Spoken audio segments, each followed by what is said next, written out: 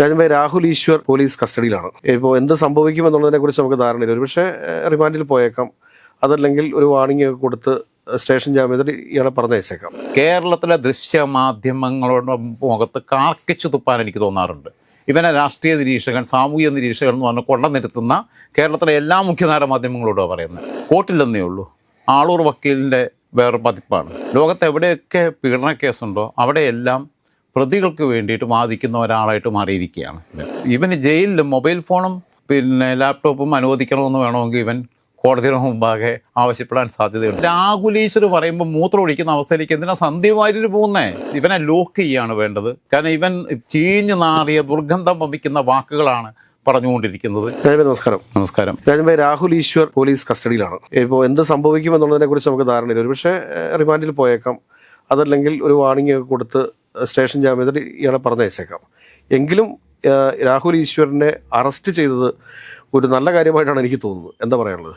Rahul ഈശ്വറിനെ arrest ചെയ്യുമ്പം രാഹുൽ ഈശ്വറിൻ്റെ ഭാര്യ വീണ ഒരു മാന്യയായ പെൺകുട്ടി, അവൾ അവതാരകയായിരുന്നു, ഒക്കെ ആയിരുന്നു. എങ്ങനെയാണ് ഇങ്ങനെ ഒരു റിലേഷൻഷിപ്പിലെത്തിയത് എന്നെനിക്കറിയില്ല. എന്തായിരുന്നാലും എനിക്ക് വളരെ കൗതുകം തോന്നാറുണ്ട്. വളരെ മാന്യമായിട്ടാണ് കുട്ടി വീണ മാധ്യമങ്ങളോട് സംസാരിച്ചതൊക്കെ. ഇടയ്ക്കൊക്കെ ഇവൻ്റെ കൂടെ ഈ ലൈവിലൊക്കെ വന്നിരിക്കുന്നതിൻ്റെ പ്രശ്നമുണ്ട്. വീണ പറഞ്ഞത് വീണയുടെ ഫോൺ പോലീസ് ചോദിച്ചു. പോലീസ് അപ്പോൾ കൊടുക്കാൻ തയ്യാറായില്ല, എൻ്റെ പേഴ്സണൽ ഫോണാണെന്ന് പറഞ്ഞു. പക്ഷേ ഇവൻ അതിബുദ്ധിമാനാണ്, കുരുട്ട് ബുദ്ധിക്കാരനാണ്. വീണയുടെ ഫോൺ ഉപയോഗിച്ച് പോലും ഇവൻ ചെയ്തിട്ടുണ്ടോ, വീണയുടെ പേരിൽ സിം എടുത്തിട്ട് വേറെ ഫോൺ എടുത്തിട്ട് ഇവൻ ഓരോന്ന് ചെയ്തിട്ടുണ്ടോ എന്നുള്ളത് നമുക്കറിയത്തില്ല. കാരണം അവൻ്റെ അതേ പറഞ്ഞ പോലെ തന്നെ എല്ലാ കുശാഗ്ര ബുദ്ധിയുണ്ട്. ഒരു സമയത്ത് ആർഷഭാരത സംസ്കാരത്തെക്കുറിച്ച് ബാധവരാതെ സംസാരിച്ചുകൊണ്ടിരുന്നവൻ മലയാളി ഹൗസിൽ പോയിട്ട് കാട്ടിക്കൂട്ടിയ കോപ്രായങ്ങളൊക്കെ നമുക്ക് നന്നായിട്ട് ഓർമ്മയുണ്ടെന്ന് 2013 കാണിച്ചിട്ടുള്ളത്. അപ്പോൾ ഇവനെന്താണെന്ന് വെച്ച് കഴിഞ്ഞാൽ കോട്ടില്ലെന്നേ ഉള്ളൂ. ആളൂർ വക്കീലിൻ്റെ വേറെ പതിപ്പാണ്. ലോകത്ത് എവിടെയൊക്കെ പീഡന കേസുണ്ടോ അവിടെയെല്ലാം പ്രതികൾക്ക് വേണ്ടിയിട്ട് വാദിക്കുന്ന ഒരാളായിട്ട് മാറിയിരിക്കുകയാണ് ഇവൻ സത്യത്തിൽ. പക്ഷേ വീണയ്ക്കൊരു ഉത്തരവാദിത്വം ഉണ്ടാവണം. വീണ മാധ്യമ പ്രവർത്തന രംഗത്ത് നിന്ന് വന്നതാണ്. നിങ്ങൾ ചെയ്യുന്നത് ശരിയല്ല, യു ആർ അറ്റ് റോങ്.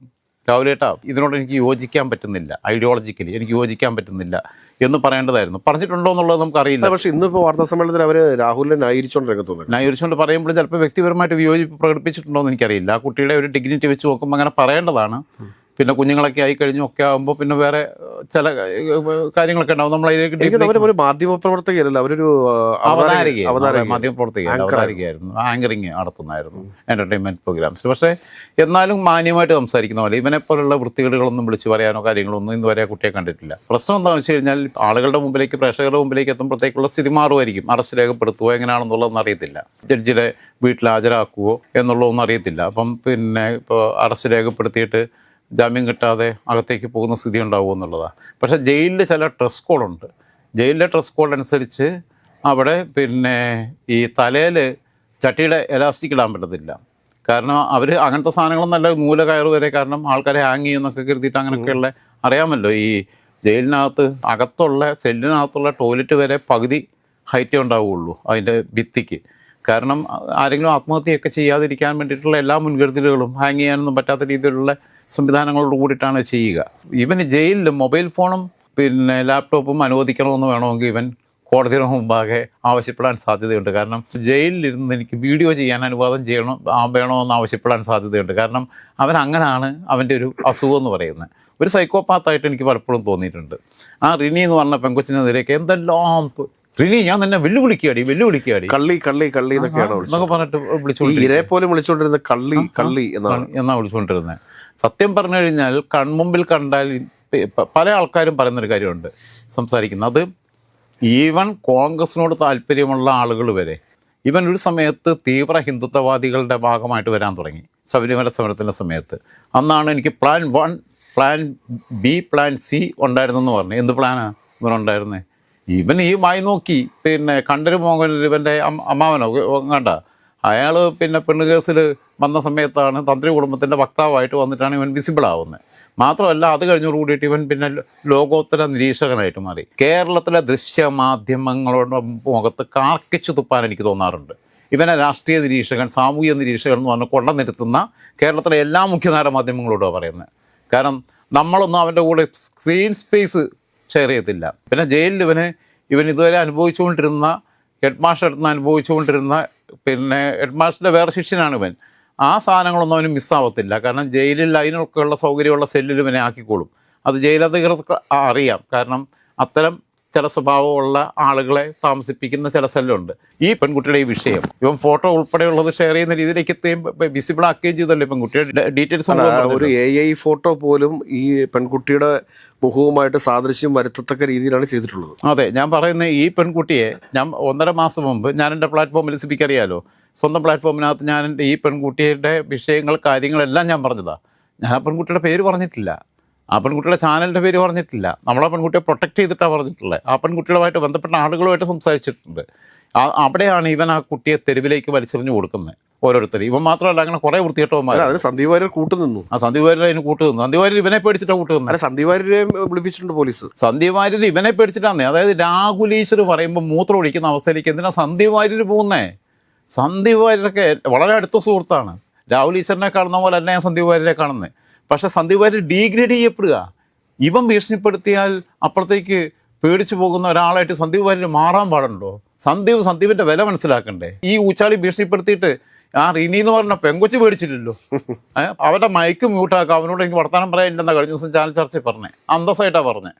ഇവൻ അങ്ങനെ ത്രെട്ട് ചെയ്യാൻ വന്നു കഴിഞ്ഞാൽ അങ്ങനെ തുമ്മിയാ തെറിക്കുന്ന മൂക്കാണെങ്കിൽ തെറിക്കട്ടെ എന്ന് രാജ്മോഹനുണ്ട് താൻ പറഞ്ഞ വർത്തമാനമുണ്ട്. തുമ്മിയാ തെറിക്കുന്ന മൂക്കാണെങ്കിൽ മൂക്കങ്ങ് തെറിച്ചു പോട്ടെ എന്നുള്ള നിലപാടെടുക്കണ്ടേ സന്ദീപ്? വിപ്ലവം ഉണ്ടാക്കിയിട്ട് BJP പോകുന്ന ആളല്ലേ? ആ വിപ്ലവപ്പെടുത്തെടുക്കണ്ടേ? വേണ്ട, സന്ദീപ് വാര്യരല്ല നമ്മുടെ വിഷയം. ഈ രാഹുൽ ഈശ്വരൻ എന്ന് പറയുന്നത് ഞാൻ പറഞ്ഞില്ല, കണ്ഠര് മോഹനന്റെ വിഷയത്തിന്റെ സമയത്ത് വയസ്സുകാലത്ത് കണ്ഠര് മഹേശ്വർക്ക് ഇപ്പൊ കേസുകാരൻ നിൽക്കുന്ന അവസ്ഥയിലാണ്. എന്താ പറയുന്നതെന്നൊരു ബോധമില്ലാത്ത സമയത്ത് ഇവരുടെ വക്താവായിട്ട് അങ്ങനെ നിന്നിട്ടാണ്. അവസാനം തന്ത്രി കുടുംബം ഇവനെ ഞങ്ങളുമായിട്ട് ബന്ധമില്ലെന്ന് പറഞ്ഞ് മാറ്റി നിർത്തി. ഈ തന്ത്രി കുടുംബം എന്ന് പറയുന്ന സാധനം തന്നെ എടുത്ത് ഒഴിവാക്കണം ആധുനിക കാലഘട്ടത്തിൽ. അല്ലാതെ കേരളം ഇപ്പോഴും പഴയ പാരമ്പര്യം പിടിച്ചുകൊണ്ട് നിൽക്കുമെന്നല്ല വേണ്ടേ. പിന്നെന്താ വെച്ച് കഴിഞ്ഞാൽ ഇവനെതിരെ ഉന്നയിക്കുന്ന ചില ആരോപണങ്ങളോട് എനിക്ക് വിയോജിപ്പുണ്ട്. ഇപ്പോൾ ആൾക്കാർ ഫേസ്ബുക്കിലൊക്കെ പറയുന്നുണ്ട് അവന് സ്ത്രൈണഭാവമാണ്, ചാന്തുപൊട്ടാണ്, പുരുഷന്മാരോടാണ് താല്പര്യം എന്നൊക്കെ പറയുന്ന അത്തരം ആരോപണങ്ങളോട് എനിക്ക് വിയോജിപ്പുണ്ട്. അത് ശരിയല്ല. ഒരാളെ അങ്ങനെ ഹരാസ് ചെയ്യുന്നതിനോട് എനിക്ക് വിയോജിപ്പുണ്ട്. വീണ പറഞ്ഞ വേറെ കാര്യമുണ്ട്. ഇനിയിപ്പോൾ നാളെ ഇവൻ പുറത്തിറങ്ങിയിട്ട് എന്നെ പോലീസ് ബലമായി പിടിച്ചു, എന്നെ ഉടുപ്പിടാൻ സമ്മതിച്ചില്ല എന്നൊക്കെ പറയുന്ന രീതികളൊക്കെ ഉണ്ടല്ലോ. അങ്ങനെയൊക്കെ ഉണ്ട് ഇപ്പോൾ ചിലരുടെ അഭ്യാസങ്ങൾ. ഉടുപ്പിടാൻ സമ്മതിച്ചില്ല, ലുങ്ക് കൊടുക്കാൻ സമ്മതിച്ചില്ല, അടിവസ്ത്രം ഇടാൻ സമ്മതിച്ചില്ല, പോലീസ് എന്നെ പിടിച്ചുകൊണ്ട് പോയി, ഭക്ഷണം കഴിച്ചിട്ട് കൈ കഴുകാൻ സമ്മതിച്ചില്ല എന്നൊക്കെ പറയുന്ന രീതിയിലുള്ള നാടകം കളിക്കാനൊന്നും പറ്റത്തില്ല. വീണ തന്നെ ഇന്ന് പറഞ്ഞു കഴിഞ്ഞു, മാന്യമായിട്ടാണ് പോലീസ് വന്നത്, കൂടെ വരാൻ പറഞ്ഞു, ലാപ്ടോപ്പ് എടുക്കാൻ പറഞ്ഞു, പിന്നെ ബലപ്രയോഗം നടത്തിയിട്ടില്ല എന്ന് പറഞ്ഞു. ഇനിയിപ്പോൾ നാളെ അവന് മാറ്റി പറയാൻ പറ്റത്തില്ല. അവൻ്റെ ഭാര്യ പറഞ്ഞത് ഇപ്പം എല്ലാം ഏറിക്കിടക്കുകയാണ്. പിന്നെ ഇവൻ ശബരിമല സമയത്ത് തന്നെ ഇവനെന്താ പറഞ്ഞേ? ഞാൻ ചോര വീഴ്ത്തുമെന്നാണ് പറഞ്ഞേ. ഏത്? ഇവൻ്റെ സ്വന്തം ഷോഫിക്ക ചോര വീഴ്ത്തിയ പോലെ തന്നെയായിരിക്കും. അതായിരിക്കും ഉദ്ദേശിച്ചത്, സ്പ്രേ അടിക്കുന്ന പരിപാടി. അപ്പം ചോര വീഴ്ത്താൻ തീരുമാനിച്ചിരുന്നു ശബരിമലയിൽ. ചോര വീഴ്ത്താനെന്നല്ല, പോലീസിനെ കണ്ടു കഴിഞ്ഞാൽ മൂത്രം ഒഴിക്കും ചിലപ്പോൾ അവനോടെ. അങ്ങനെ അശുദ്ധമാക്കാം ശബരിമല. ചോര വീഴ്ത്തുമെന്ന് പറഞ്ഞാൽ plan A, plan B, plan C എന്ന് പറഞ്ഞിട്ട്. വീണ്ടും ഞാൻ പറയുന്നത് ഈ മാധ്യമങ്ങളെയാണ് പറയുന്നത്. കേരളത്തിലെ മുഖ്യധാരാ ദൃശ്യ മാധ്യമങ്ങളിൽ ഇവനെ ചാനൽ ചർച്ചയ്ക്ക് വിളിക്കുന്നവർ ഉളുപ്പില്ലാത്തവരാണെന്ന് ഞാൻ പറയും. അതിൻ്റെ മാനേജ്മെൻറ്റ്, അതിന് കോർഡിനേറ്റ് ചെയ്യുന്ന കോർഡിനേറ്റേഴ്സ്, ഗസ്റ്റിനെ കോർഡിനേറ്റ് ചെയ്യുന്നവർ, അതിന് പിന്നെ അത് ആങ്കർ ചെയ്യാനിരിക്കുന്നവർ. ഇപ്പം ഞാൻ പറയട്ടെ, 10 ലക്ഷം രൂപ മാസം ശമ്പളം തരാമെന്ന് പറഞ്ഞാൽ അവനെ ഇരുത്തിയിട്ട് പിന്നെ വൈകിട്ടൊരു ഡിബേറ്റ് നടത്താൻ പറഞ്ഞാൽ ഞാൻ പറയും എനിക്ക് സൗകര്യമില്ല എന്ന് പറഞ്ഞാൽ ഞാൻ അപ്പം ഇറങ്ങിപ്പോയി. ഞാൻ അതിൻ്റെ പേരിൽ അവർ ടെർമിനേറ്റ് ചെയ്യുകയാണെങ്കിൽ ടെർമിനേറ്റ് ചെയ്യട്ടെന്ന് പറയും. നിലപാട് വേണം മനുഷ്യന്. ഇവൻ കഴിഞ്ഞ ദിവസം സ്മൃതി പരുത്തിക്കാരൻ്റെ അടുത്ത് പറയുന്നുണ്ട്, സ്മൃതി പത്രപ്രവർത്തനം തുടങ്ങുന്നതിന് മുമ്പ് ഞാൻ പിന്നെ ചാനൽ ചർച്ചകളിൽ പങ്കെടുക്കാൻ തുടങ്ങിയ ആളാണെന്ന് പറഞ്ഞു. അപ്പം സ്മൃതി പറഞ്ഞു എത്ര വർഷമെന്ന് ചോദിച്ചു. അപ്പോൾ 22 വർഷമായെന്ന് പറഞ്ഞു. സ്മൃതി പറഞ്ഞു ഞാൻ 25 വർഷമായി പണി തുടങ്ങിയിട്ടെന്ന് പറഞ്ഞു. കാരണം സ്മൃതി പരുത്തിക്കാട് സിദ്ധാർത്ഥൻ പരുത്തിക്കാടിൻ്റെ മോളാണ്. സ്മൃതിയോടുള്ള അഭിപ്രായ വ്യത്യാസ കാര്യങ്ങളൊക്കെ അവിടെ നിൽക്കട്ടെ, നല്ല പിന്നെ കാര്യങ്ങൾ ചെയ്യുന്നതാണ്. പിന്നെ നികേഷ് കുമാർ സ്കൂൾ ഓഫ് ജേർണലിസത്തിൽ നിന്ന് ഇറങ്ങി വന്നവരാ. കാരണം ഇവരെല്ലാം റിപ്പോർട്ടിൻ്റെ പ്രൊഡക്ട്സ് അവിടെ നിന്ന് വന്നവരാ. ആരും മോശമൊന്നുമില്ല. എല്ലാ ചാനലിലും ഇപ്പോൾ അഭിലാഷ് മോഹനാണെങ്കിലും ബാക്കിയുള്ളവരാണെങ്കിലും അത്യാവശ്യം പിന്നെ അങ്ങനെ വന്നിട്ടുള്ളവരാ. അപ്പം സ്മൃതിയോട് ചോദിച്ചപ്പോൾ 22 വർഷം പറഞ്ഞു. സ്മൃതി പറഞ്ഞു 25 വർഷമായി ഞാൻ ഈ പണി തുടങ്ങിയിട്ടെന്ന് പറഞ്ഞു സ്മൃതി. അപ്പം ഇവൻ പിന്നെ പറയുകയാണേ BBC വരെ ഞാൻ ചർച്ചയിൽ പങ്കെടുത്തിട്ടുണ്ട്.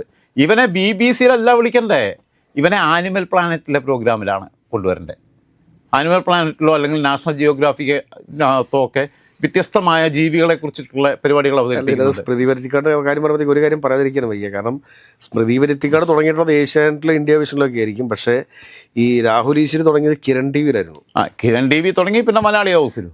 അത്രേ ഉള്ളൂ. അപ്പോൾ ഇവനെ ഞാൻ പറഞ്ഞത് ഇവൻ BBCക്കകത്തല്ല ഉണ്ട്. BBC അങ്ങനെ വ്യത്യസ്തമായ പല ആളുകളെ കുറിച്ചും പലതും ചെയ്യാറൊക്കെ ഉണ്ടാവും. സ്പെഷ്യൽ സ്പീഷീസ് എന്നുള്ള വല്ല പ്രോഗ്രാമും ആയിരിക്കും ചിലപ്പോൾ അതിനകത്ത് കൊണ്ടുവന്നിട്ടുണ്ടാവും. ഞാൻ പറഞ്ഞു ഇവനെ വരേണ്ടത് ആനിമൽ പ്ലാനറ്റിനകത്തോ നാഷണൽ ജിയോഗ്രാഫിക്കകത്തോ ഒക്കെ നമ്മൾ പ്രത്യേകതരം ജീവികളെക്കുറിച്ചൊക്കെ അവതരിപ്പിക്കുന്ന പരിപാടിക്കകത്താണ് ഇവനെ അവതരിപ്പിക്കേണ്ടത്. അല്ലെങ്കിൽ സന്തോഷ് ജോർജ് കുളങ്ങരയാണ് ഇവനെക്കുറിച്ച് ഗവേഷണം നടത്തേണ്ടത്. ഞാൻ ഇപ്പം മറ്റേ ആളുടെ വോയിസ് ഓവറും കൂടെ, ഞാൻ ഇപ്പോൾ ഇന്ന സ്ഥലത്താണ്, അവിടെ ഞാൻ വിചിത്രമായ ഒരു മനുഷ്യനെ കണ്ടു, അത് മനുഷ്യനാണോ എന്ന് പോലും എനിക്കറിയില്ല എന്നൊക്കെ പറഞ്ഞിട്ടാണ് അവതരിപ്പിക്കേണ്ടത്. എന്തായിരുന്നാലും ഇവനെ അറസ്റ്റ് രേഖപ്പെടുത്തുകയാണെങ്കിൽ പ്രേക്ഷകർ, വീണ്ടും ഞാൻ പറയുന്നു, നിങ്ങളത് മനസ്സിലാക്കണം. ഞങ്ങളിപ്പോൾ ഇന്ന് പിന്നെ നവംബർ 30 ഞായറാഴ്ച രാത്രിയാണ് ഇപ്പോൾ ഷൂട്ട് ചെയ്യുന്നത്. ഇതുവരെ അറസ്റ്റ് രേഖപ്പെടുത്തിയിട്ടില്ല. അറസ്റ്റ് രേഖപ്പെടുത്തുന്ന ബാക്കിയുള്ള വിവരങ്ങളോ അപ്ഡേറ്റ്സോ കിട്ടുന്നതിന് മുമ്പാണ് ഞങ്ങൾ ചെയ്യുന്നത്. നിങ്ങളുടെ മുമ്പിൽ എത്തുമ്പോൾ സമയത്തിൻ്റെ പ്രശ്നം ഉണ്ടാവും എന്നുള്ള ഒരിക്കൽ കൂടി ഓർമ്മപ്പെടുത്തുകയാണ്. ഇവനെ അറസ്റ്റ് ചെയ്ത് കഴിഞ്ഞാൽ ഇവനെ കൊണ്ടേ ആക്കേണ്ടത് ജയിലിലല്ല അടയ്ക്കേണ്ടത്, ഇവനെ മൃഗശാലയെ കൊണ്ടുപോയിട്ട് ആക്കണം എന്നുള്ള അഭിപ്രായക്കാരനാണ് ഞാൻ. കാരണം ഇവനെ കൊണ്ടുപോയാക്കേണ്ടത് മനുഷ്യർ കിടക്കുന്ന ജയിലിലല്ല. അവിടെ ബാക്കിയുള്ളൊരു തടവുള്ളികളാണെങ്കിലും മനുഷ്യന്മാരാണ്, ആ കൂട്ടത്തിൽ കൊണ്ട് ഇടരുത്. അതേപോലെ തന്നെ ഇനി അഥവാ ജയിലിലാക്കുകയാണെന്നുണ്ടെങ്കിൽ ആൾക്കാരുള്ള സെല്ലിൽ വേറെ ആൾക്കാരുടെ കൂടെ ആക്കാതെ ഏകാന്തമായിട്ടുള്ള സെല്ലിലാക്കണം. കാരണം മറ്റുള്ളവർക്ക് ശല്യമാണേ, സാമൂഹിക ശല്യമല്ലേ. ഈ സാമൂഹിക ശല്യത്തിൻ്റെ കൂടെ ജയിലിൽ കിടക്കുക എന്ന് പറഞ്ഞു കഴിഞ്ഞാൽ അതിനേക്കാളും നല്ലത് അവരെ തൂക്കിക്കൊല്ലുക നല്ലത്, ഇത്ര ഒരു വൃത്തികെട്ടവരുത്ത്. എന്തായിരുന്നാലും ഇവനെ ലോക്ക് ചെയ്യുകയാണ് വേണ്ടത്. കാരണം ഇവൻ ചീഞ്ഞു നാറിയ ദുർഗന്ധം വമിക്കുന്ന വാക്കുകളാണ് പറഞ്ഞുകൊണ്ടിരിക്കുന്നത്. ഇവൻ മറ്റവൻ്റെ കാശ് മേടിച്ചിട്ടുണ്ടെങ്കിൽ അതിനൊന്നും നമ്മൾ കുറ്റം പറയുന്നില്ല. ഞാൻ കഴിഞ്ഞ ദിവസം പറഞ്ഞത് തന്നെയാണ് വീണ്ടും ആവർത്തിക്കുന്നത്. എന്തായിരുന്നാലും രാഹുൽ ഗാന്ധി രക്ഷപ്പെട്ടു. നമ്മൾ കഴിഞ്ഞ ദിവസം പറഞ്ഞായിരുന്നു രാഹുൽ ഗാന്ധിക്ക് പേര് മാറ്റേണ്ടി വരുമോ എന്നുള്ളത്. രാഹുൽ ഗാന്ധിക്ക് പേര് മാറ്റേണ്ടി വരുന്നില്ല. രാഹുൽ ഗാന്ധി രക്ഷപ്പെട്ടു. രാഹുൽ ഗാന്ധിയെ പോലെ എന്തൊക്കെ പറഞ്ഞാലും ഈ പ്രായത്തിലൂടെയൊക്കെ കടന്നു വന്നാണല്ലോ, ഇപ്പോൾ 53 വയസ്സായല്ലോ. ഇങ്ങനത്തെ ചീത്തപ്പേര് ഇതുവരെ കേൾപ്പിച്ചിട്ടില്ലല്ലോ, ഇങ്ങനത്തെ വൃത്തികേടുകൾ പറഞ്ഞിട്ടുമില്ലല്ലോ രാഹുൽ ഗാന്ധി. അന്തസ്സില്ലാത്ത വർത്തമാനമൊന്നും പറഞ്ഞിട്ടില്ല. രാഷ്ട്രീയമായ ആരോപണങ്ങളോ ചൗക്കിദാർ ചോറി എന്ന് പറയുന്നതോ അതൊക്കെ വേറെ കാര്യങ്ങൾ, അത് പൊളിറ്റിക്സാണ്. അതിനപ്പുറത്ത് പിന്നെ അമാന്യമായ, അസാംസ്കാരികമായ, അധാർമികമായ ഒരു കാര്യങ്ങളും രാഹുൽ ഗാന്ധി പറഞ്ഞിട്ടില്ല. രാഹുൽ ഗാന്ധി ഈ പിന്നെ 2 രാഹുലന്മാരും ഇങ്ങനെ പിന്നെ കോർണർ ചെയ്യപ്പെടുമ്പം അതിനകത്ത് രാഹുൽ ഗാന്ധിയുടെ മാനമാണ് രക്ഷപ്പെടുന്നതെന്നാണ് എൻ്റെ വിശ്വാസം.